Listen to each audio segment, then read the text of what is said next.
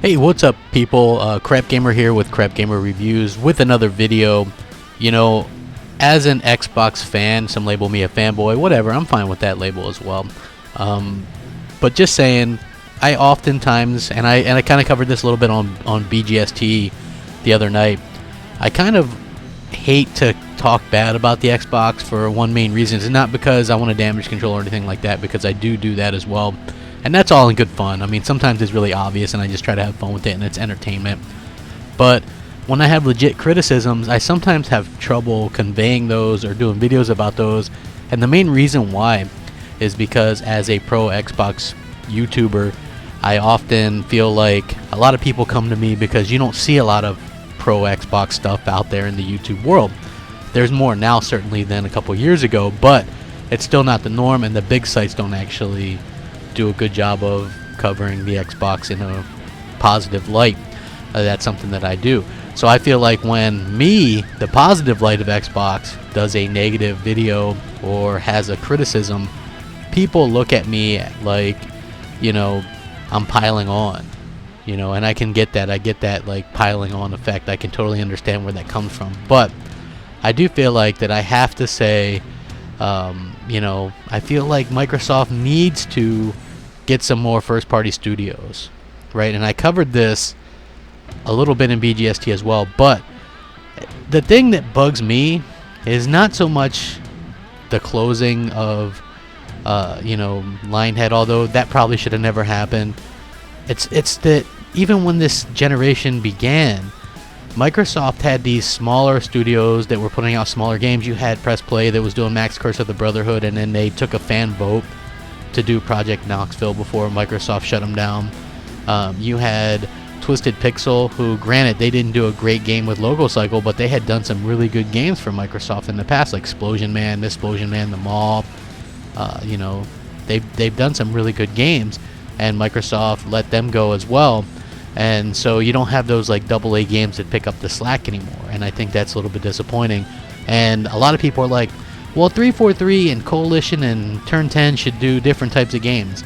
And I always strongly disagree with that, because the reason I buy Xboxes to begin with are for those experiences in and of themselves. And so with that being said, I think the easier thing to do would be to open a couple of new studios or to buy out some studios, right? I think that I was looking back to 2012, or it might have been 2011, and Black Tusk Studios was formed by Microsoft, and they were working on the next big franchise for Microsoft. And that Shanghai stuff, we saw some like demo footage of that or whatever, and you know, it looked interesting, you know, it looked cool. I think that's something that we need. You know, you need a first party working on something like that, and I get that Sea of Thieves looks really good too, but I think that people are looking for that next big like adult type thing.